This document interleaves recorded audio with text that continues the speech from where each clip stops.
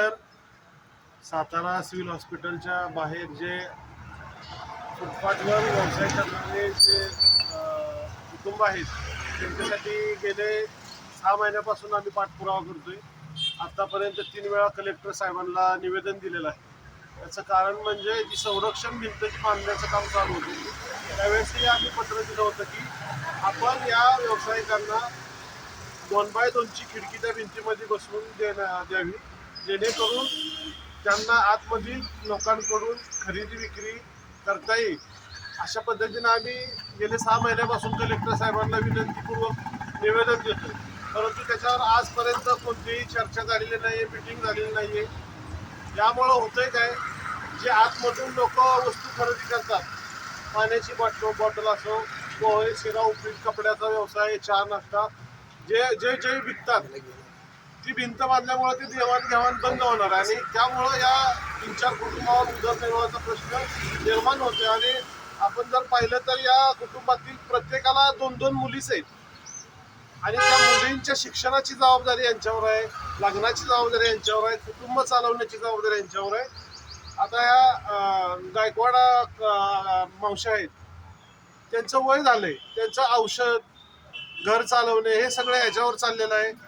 आणि जर हे भिंत जर बांधली तर ह्या सगळ्या परिस्थितीला युनियन आहे, हॉकर्स युनियन, तेही त्याच्यामध्ये आमच्याबरोबर सामील होणार आहेत. आणि जर आता आजचा शेवटचा दिवस आहे, मला आज 25 तारीख आहे ना, उद्या 26 तारीख आहे, आज अखेरपर्यंत प्रशासनाकडून कोणत्याही बैठकीचं निमंत्रण नाही किंवा बोलवणं करण्यात आलेलं नाही.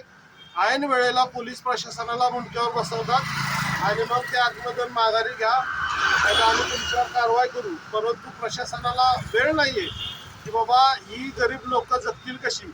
आज जर आपण बघितलं तर आपण म्हणतो हे जे सरकार आहे ते सरकार हे गरिबांसाठी सरकार आहे. तर मग आपले जे लोकप्रतिनिधी आहेत, आता माननीय या तालुक्याचे आमदार आहेत, माननीय श्रीमंत शिवेंद्रराजे भोसले बांधकाम मंत्री आहेत, त्यांनाही आम्ही पत्र दिलेलं आहे. या सातारा जिल्ह्याचे खासदार आहेत श्रीमंत छत्रपती उदयनराजे भोसले, यांनाही आम्ही पत्र दिलेलं आहे. आणि तसेच या जिल्ह्याचे पालकमंत्री आहेत माननीय शंभूराज देसाई साहेब, त्यांनाही या विषयाचं पत्र दिलेलं आहे. परंतु लोकप्रतिनिधींनी पण याच्यामध्ये थोडंसं पुढे येऊन गरीब लोकांची खरं तर मदत केली पाहिजे. आम्ही रस्त्यावर लढाई लढणारे सामाजिक कार्यकर्ते, त्यामुळं आमचा लढा तर राहणारच आहे. परंतु लोकप्रतिनिधींनी पण त्यांची जबाबदारी आहे, कारण का हे आपल्या सर्वांचे मतदार आहेत. त्यामुळं आपण लोकप्रतिनिधींनी पण यामध्ये माननीय कलेक्टर यांना सूचना कराव्यात.